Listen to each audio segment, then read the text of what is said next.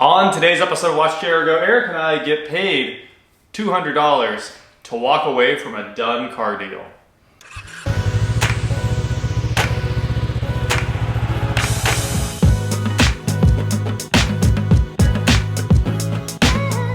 What is going on, guys? I am Watch Chair Go, and like I said, I'm here with Eric, and we just went on a mission to buy a new truck for you guys.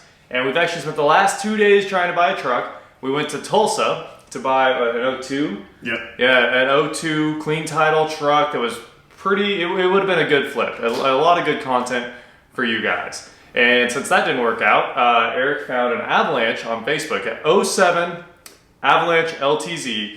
And in the listing, it said it was lifter failure, of course, AFM, like always on those things, 250,000 miles on this truck. And today we were like, well, let's go get it. He had the deal all made with the seller.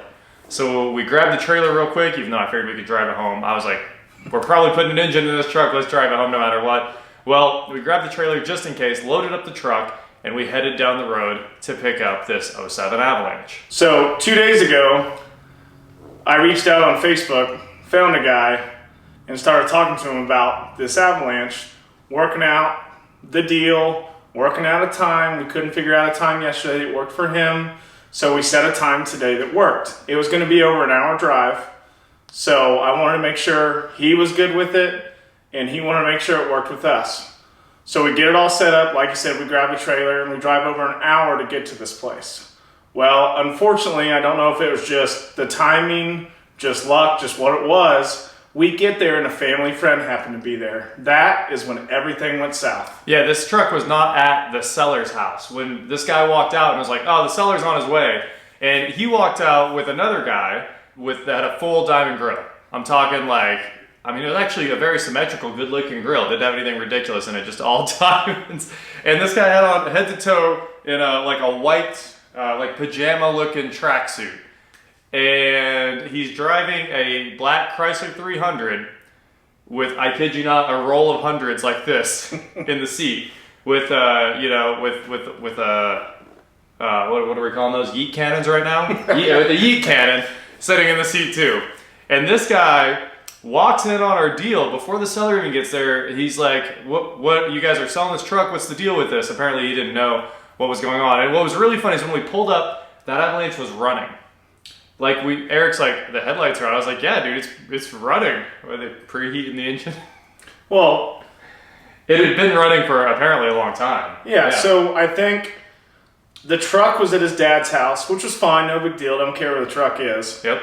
But he had a certain time when he could meet us there, so that's the time, that we said, hey, we'll work with it, and we met him. So Yep. like you said, the truck's running when we get there. We brought the trailer, and he has that family friend over, and he automatically just cuts into the deal. How much is this? Yep. And he literally goes straight to saying, I got the money, I'm going to pay for it. And he literally pulls out exactly what we agreed to pay by asking the other guy what we were paying for the truck and just hands it to him. Not the seller. He hands this stack of cash to the other guy and was like, I'm taking this truck.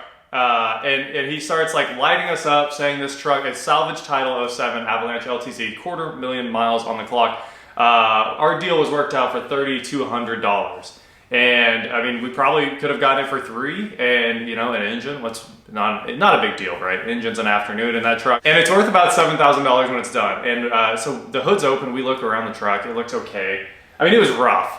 But it looks okay. It's a $7,000 truck. Respectable. Exactly. I mean, the engine's sitting there shaking like this, and there's a massive rattle coming out of it. And they were like, yeah, it's just the lifters. It's clearly rod knock. There's no doubt in my mind that engine was finished. Eric looked at the gauges and was like, dude, it's pegged on 0. It's sitting there running away like all GM engines. They run forever. You can just end them, and they never die. Chevy knows how to build an engine better than anyone else on the planet, probably. That Honda and Toyota, maybe. So it's sitting there idling away, and that guy's like, you guys are lying, it doesn't need an engine, it's just lifters, you can drive it forever. And I was like, yeah, when you drive it forever, you lose all the oil pressure and you lose the rain bearings and it's done. And that's exactly where that thing was. I mean, it might make it 400 miles, which is pretty funny because at that point, the seller showed up and didn't know what to do. He was like, well, I'm talking to these guys, like we have a deal. And his other friend like pulls him aside, he's like, no, I got the cash. right? And it's all crazy. So this guy starts, the guy who butted in on the deal starts like screaming at us, and you know, lots of words were thrown around about us being liars, and I was like, look, we can just walk away from this deal. We don't need this truck. And anyway, Eric stays there to talk to the seller because they all went inside to have like a meeting, apparently, because it was all like really messed up. And I even told the guy, I was like, dude, it's just straight up messed up what you did. The guy who's buying like leaves, comes back, they're having their meeting, and we're just kind of standing out there, and the truck's running the whole time. But at that point, we looked over everything. Tonneau cover was broke, the cladding broke. Had a little hail damage. Clearly salvage title, like we said. What's funny is we thought it was leaking coolant when we got there because it smelled so strong of coolant. It did. But it turns out that the guy's car that he's just flying up and down the street is just leaking coolant everywhere. Puking coolant out. And it's a second gen Chrysler 300, not the old one. Yeah, and all we told him was, hey man, it's basically not cool to step in on our deal. And he just said, hey, too bad. I know these people. And that's when John Ross is saying, hey, I'm just going to go back to the truck. This isn't worth it. And I said, yeah, I understand. But the kid selling it to us, you could tell he felt bad. And he was probably in high school, if not maybe like a freshman in college. I'm not sure. I didn't ask. But he was just like, hey, man, he's a family friend. And, you know, it kind of is what it is. And I'm sorry you guys drove all the way here. And so John Ross is sitting in the truck at this point, and he's just ready to go because we got other things to do if the deal wasn't going to work. And I said, hey, man, look, if I was you, I'd take the money. But just realize I spent 2 days doing this with you. We had a price locked in. And I said, this is just not how things work. You know? And he's like, well, look, hands me some cash. I didn't see how much it was. And I honestly really wasn't going to take it. It was clearly 100 though. I pulled up in the truck and I was like, oh, dang, you just handed him 100. Because it's the blue bill, you know? And, yeah, so I didn't want any money out of this or anything. I was like, whatever. You know, the guy offered you more money. There's more trucks. We'll walk away. It was super messed up, but we'll walk away, right? Mm-hmm. And then Eric's like, he said the same thing. He was like, you got to take the more money, you know, why not? And he comes back to the truck. He's like, well, we better get out of here. And he just like shows me the money. And he gave us $200 to leave. He said, fill the truck up because of your long drive. And I'm like, I guess you don't know fuel prices, but you know, whatever. So what we think happened was the guy who bought it when we were supposed to buy it, who just didn't care about anything or anybody else and yelling at us and whatever, went inside with the other family friend and then the guy we were buying it from, and they must have been in there 15 minutes. Yeah, they were in there for a while we checked out the whole truck in case we could make the deal happen. So he either took $200 out of the $3,500 he gave him and said, just go give this dude money because he's not going to leave. And like, I didn't say anything. I just stood out there and waited patiently. Or B, the guy who bought it just forked over another $200 so we would leave because they wouldn't come back outside. Yeah, they did not come back outside. Yeah, they made the kid come out and he like had his head down and you could tell he felt bad. Yep. And I mean, more or less, man, these days, a lot of car deals go like that and it shouldn't. Yeah. It wouldn't have been a big deal if it wouldn't have, like, the guy tried to start a bunch of drama over the thing. But it was really funny, and what the best part is, we didn't buy a car, we didn't do any work, all we did was go look at a car and get paid money. So one hour of our time. So this deal fell through, the Tulsa deal fell through, there was like an issue with the title. The title was fine, the lien release wasn't right to be transferred into Kansas, and it's a whole nightmare. So we had to walk away from that deal, unfortunately. But we would have bought that truck. No question, because it like tried to start. It would have been fun troubleshooting and all that good stuff. I think the O2 would have been more fun. And that guy was super cool. Yeah, real cool guy. A lot of 60s and 70s Chevy with LS swaps, and he just did them simple and clean. LS swapped everything. He had like probably 40 trucks, and he was just like, yeah, that's all I do is LS swap trucks for people and stuff.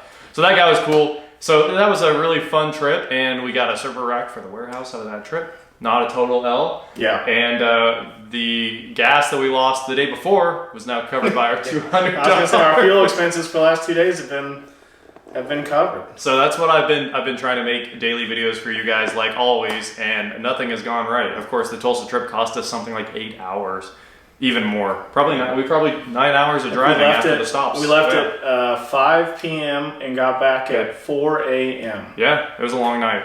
So anyway. Adventures trying to buy trucks and then getting money for nothing. It's not a bad deal. I told the kid I didn't even care. He didn't need to give us any money or anything. But as we were pulling out, I was like, dude, you were totally cool. I mean, it's not your fault this got ripped out from under you. He looked like a deer in the headlights the whole time. He was like, I don't know what's happening, but apparently I'm taking this money. He had already given me the title. I had the title in my hand.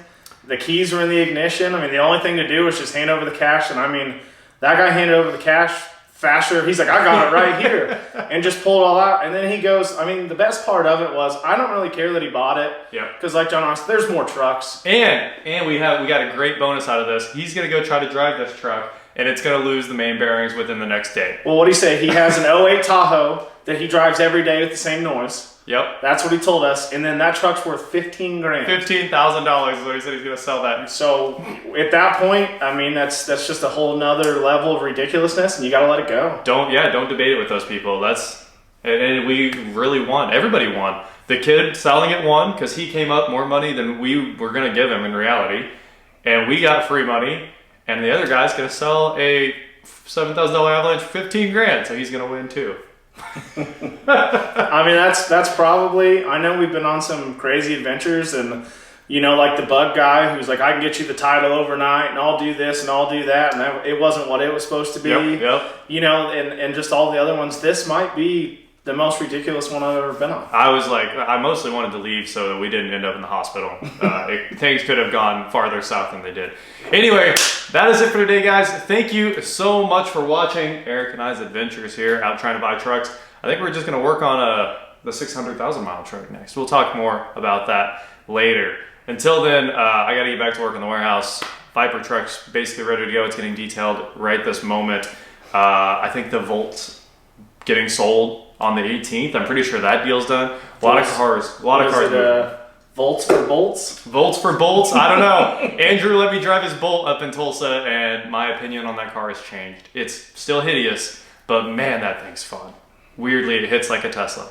Anyway, like I said, that is it for today, guys. Don't forget to head over to shop, watchjrgo.com, where you can get cool shirts like this. Everyone's been complaining about me not wearing my shirts, but it's because I can only wear a hoodie and long sleeves in the warehouse. It's too cold. Yeah. Please, don't forget to like, share, subscribe, do whatever you want to do, and I will talk to you next time. Well, we had like thousands and hundreds on us to make these car deals. I know. Like, we went to the bank the other day, got an envelope full of money, went back to the bank today, got another envelope full of money. Stacks. So we both have, I mean, we could just probably go to the dealership and buy a perfectly good truck, and I guess we could, we could go whistling diesel on it, I guess. I mean, why not? Yep, we just need well, I guess we could put some buggy wheels on the R8. Anyway, we're done.